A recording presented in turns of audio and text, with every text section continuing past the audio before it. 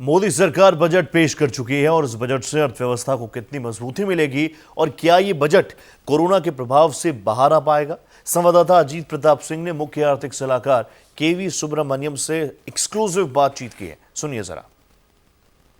I come to the sixth pillar, Honorable Speaker, minimum government, maximum governance.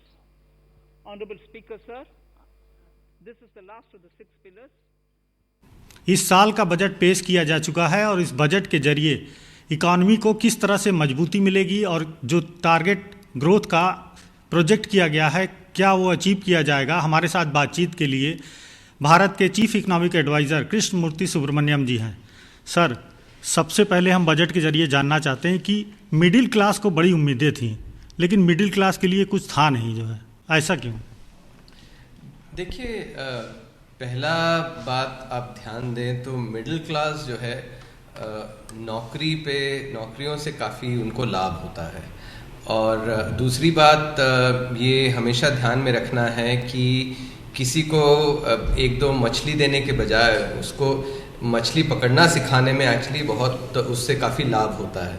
और जो budget का जो principal है ये इस पर निर्भर करता है और इसीलिए काफ़ी सारे जो इंफ्रास्ट्रक्चर में काफ़ी जोर दिया गया है। इंफ्रास्ट्रक्चर में और कैपिटल एक्सपेंडिचर में, कैपिटल एक्सपेंडिचर जब होता है तो आपका जो कंस्ट्रक्शन एक्टिविटी है वो काफ़ी बढ़ता है। कंस्ट्रक्शन एक्टिविटी में आपकी जो संगठित और असंगठित क्षेत्र हैं दोनों में बहुत रोज़गार बनता है। और ये भी ध्यान रखने योग्य है कि रोज़गार से जो है जो कंजम्पशन बढ़ती है वो काफ़ी बेहतर होती है, क्योंकि यदि एक दो महीने के लिए यदि या फिर 5-6 महीने के लिए यदि किसी की आमदनी बढ़ती है, मान लीजिए ट्रांसफर्स के कारण, उससे आपका कंजम्पशन उतना बढ़ता नहीं है। जबकि कोई रोज़गार मिले तो रोज़गार से उसको एक्चुअली वो परिवार का पूरा कंजम्पशन बढ़ जाता है, क्योंकि उनको लगता है कि अब जो है उनकी आमदनी में एक परमानेंट फ़र्क आएगा। तो इसीलिए ये अर्थशास्त्र भी यही कहता है कि रोज़गार पे ध्यान दिया जाए और इसीलिए हमने रोज़गार पैदा करने के जो अवसर हैं उसको हमने काफ़ी उस पर जोर दिया है। कुछ आंकड़े बताऊं तो मैं इंफ्रास्ट्रक्चर में जैसे पिछले साल मतलब जो अभी जो 2021 का जो वित्त वर्ष चल रहा है उसमें 5-6 महीने कुछ हो नहीं पाया लॉकडाउन के कारण। उसके बावजूद जो इंफ्रास्ट्रक्चर कैपिटल एक्सपेंडिचर में जो खर्च है वो करीब 3.5 से 4% वृद्धि होगी इस साल बजट एस्टिमेट के मुकाबले। इसका मतलब है करीब 6 महीने में वो पूरा खर्च हो रहा है।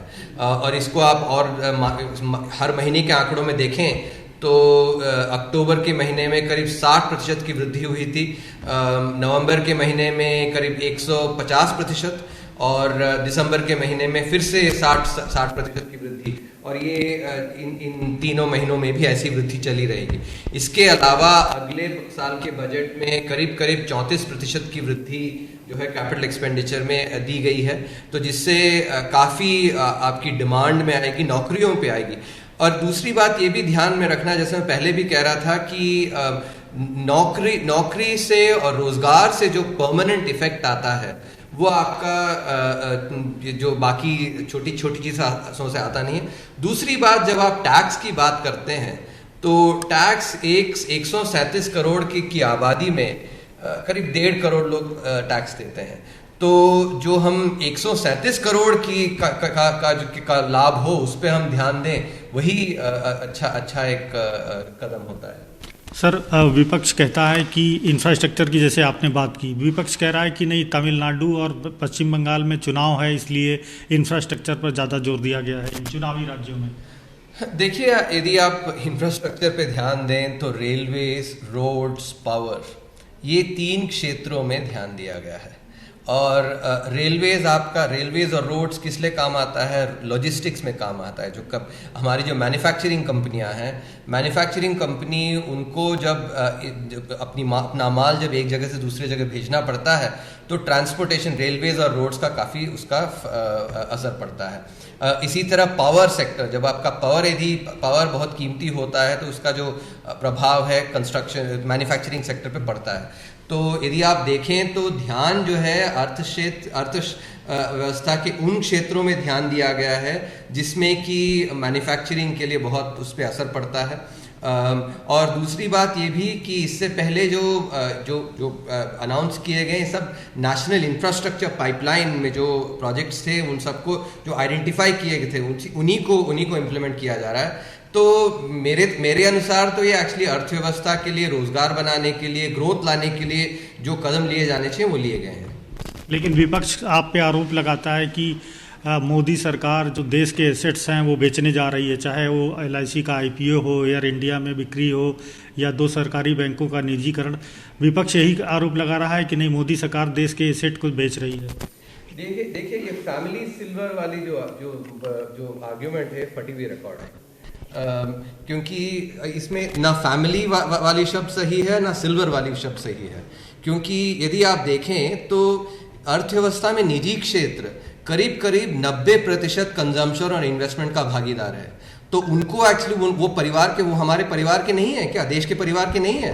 तो ये जो फैमिली है, फैमिली में प्राइवेट सेक्टर को हम ना जोड़ें ये तो सही नहीं है। एक्चुअली प्राइवेट सेक्टर जो कि 90% आपका कंजम्पशन और इन्वेस्टमेंट देता है, उसको यदि हम परिवार का भाग ना बनाएं तो एक्चुअली वो तो सही नहीं है, पहला। दूसरी बात, जो सिल्वर की हम बात करते हैं वो हमने एक्चुअली पिछले साल के जो आर्थिक सर्वेक्षण में जो प्राइवेटाइजेशन एंड वेल्थ क्रिएशन में चैप्टर में पहली चार्ट हमने दिखाई थी कि भारत पेट्रोलियम की जब उसका अनाउंसमेंट हुआ था, जस्ट अनाउंसमेंट प्राइवेटाइजेशन का, भारत पेट्रोलियम के मुकाबले हिंदुस्तान पेट्रोलियम का स्टॉक प्राइस दिखा के जब तक प्राइवेटाइजेशन वो साथ चल रहे थे एकदम, लेकिन उसके बाद 34,000 करोड़ का एक्चुअली वृद्धि हुई थी भारत पेट्रोलियम में। ये सारा परिवार का ही तो एक्चुअली वैल्यू इंक्रीज हुआ और सरकार के जिस वैल्यू पे बेची उसमें भी वृद्धि हुई। तो ये ना फैमिली शब्द सही है ना सिल्वर शब्द सही है, और ये तो फटा हुआ रिकॉर्ड बन गया है। सर, एग्रीकल्चर सेक्टर को लेकर बजट में काफ़ी घोषणाएं की गई हैं। आप देख रहे हैं कि पिछले 2-3 महीने से किस तरह से किसान आंदोलन कर रहे हैं, फार्म बिल की बात कर रहे हैं कि वापस लिया जाए। आपको क्या लगता है सर, इस बजट के जरिए और जो तीनों फार्म बिल हैं उसके जरिए एग्रीकल्चर सेक्टर, चूँकि पोटेंशियल बहुत ज़्यादा है, तो कितना, मतलब अगर नंबर्स की बात करें तो कितना ग्रोथ इस साल आपको देखने को मिल सकती है? देखिए, इसमें आप ये एकदम आपने सही कही कि कृषि क्षेत्र में काफ़ी पोटेंशियल बहुत है, लेकिन उसमें सुधार की ज़रूरत है। पिछले 70 वर्षों में जो चला आ रहा है, जो आपका बड़ा किसान है, वो बड़ा किसान, उसके लिए तो काफ़ी विकल्प हैं। उसे ज़रूरी नहीं है कि वो जाके सिर्फ मंडी में बेचे, वो कहीं और भी बेच सकता है। लेकिन जो छोटा किसान है उसके लिए विकल्प नहीं है। और जो ये कृषि कानून है, ये छोटे किसान को विकल्प देने के लिए है। क्योंकि और ये सामान्य ज्ञान है कि मान लीजिए मैं आपको कुछ आके बेचता हूँ और आपको पता है कि मेरे पास और कोई विकल्प नहीं है, तो आप तो मुझे सही दाम देंगे नहीं। ये तो बाजार में ये भी होता ही है। एक्चुअली ये सामान्य ज्ञान है, तो मैं बहुत बड़ी कोई अर्थशास्त्र का कोई नीति नहीं बता रहा हूँ। बाजार में आप चले जाएं, यदि आपको जो जिसको आप बेचना है, उसे जो खरीद रहा है उसे पता है कि आपके पास कोई विकल्प नहीं है, तो वो तो आपको सही दाम देगा नहीं। और यही है एक्चुअली छोटा किसान, उसके पास विकल्प नहीं होते हैं। तो वही एक्चुअली इन जो 70 साल से जो चली आ रही है, उससे छोटे किसान पे ही काफ़ी असर पड़ा है। और ये जो कानून है, ये छोटे किसान को विकल्प देने के लिए, यदि उसके पास विकल्प, छोटा किसान के पास विकल्प आ जाता है, तो वो छोटा किसान जाके कह सकता है कि आपने यदि मुझे सही दाम नहीं दिया तो मैं किसी और के पास जाके बेच सकता हूँ। आज के तारीख में ये जो एक बहुत मुख्य विकल्प है, ये छोटे किसान के पास नहीं है, बड़े किसान के पास है। ये हम समझें, इसको अच्छी तरह समझें कि देश के छोटे किसान इसको समझें कि उनके लिए विकल्प, जैसे आप बाजार में कुछ भी खरीदने जाते हैं, यदि आलू कोई एक्चुअली आपको बहुत ज़्यादा बेच रहा है, यदि आप अगले के पास जाके खरीद सकते हैं, तो कहेगा कि नहीं मैं थोड़ा आपको दाम कम करके। तो ये एक्चुअली सामान्य ज्ञान है जिसको एक्चुअली, और हम अपने रोजमर्रा की जिंदगी में भी इसको देखते हैं, जो इसका अनुभव करते हैं। वही एक सामान्य ज्ञान और रोजमर्रा की जिंदगी की एक्चुअली जो बात है, उसको लेके ये जो कानून है लाया गया है। तो इससे अर्थशास्त्र के रूप के स्वरूप से तो, और उसकी दृष्टिकोण से मैं तो साफ मानता हूं कि ये एक्चुअली ये छोटे किसानों के लिए बहुत लाभदायक हैं। और इनमें जो बाकी जो भी बातें कही जा रही हैं, वो तो उनको मैं नहीं मानता। सर, एक आखिरी सवाल जानते हैं आपसे कि इकोनॉमिक सर्वे में जैसा कि आपने प्रोजेक्ट किया कि लगभग 11% ग्रोथ रेट रहेगी, तो ये तो सर ड्रीम ग्रोथ है, ऐसा तो कभी होता नहीं है, मतलब सपना है। तो कितनी सपना उम्मीद नहीं है, नहीं, सर सपना नहीं नहीं है। कितनी उम्मीद करें कि ये सपना जो है रियलिटी में बदलेगा। देखिए हम भी देशवासी हैं, अगर 11% ग्रोथ रेट आती है तो सबके लिए खुशी की बात सही है। बात तो कितना उम्मीद है आपको कि ये अचीव कर लेंगे? उम्मीद नहीं, विश्वास से कह रहा हूं मैं कि 11% विकास दर आएगा, क्योंकि आप समझें अर्थशास्त्री जो है जब आगे वित्त वर्ष का जब ग्रोथ का अनुमान लगाता है सिद्धांतों पे लगाता है। और ये सिद्धांत क्या है? पहला आप देखें तो जिस तरह की वी शेप्ड रिकवरी हो रही है, ये मैंने 31 अगस्त को भी कहा था, जबकि 24 करीब 23.9% की जब गिरावट आई थी, उस दिन मैंने कहा था सारे हाई फ्रीक्वेंसी इंडिकेटर्स को देख के हमारे यहाँ पे करीब 58 हाई फ्रीक्वेंसी इंडिकेटर्स को हम देखते रहते हैं, तो उन हाई फ्रीक्वेंसी इंडिकेटर्स को देख के हमने कहा था। और वो जो वी शेप्ड रिकवरी है वो एक्चुअली आई है।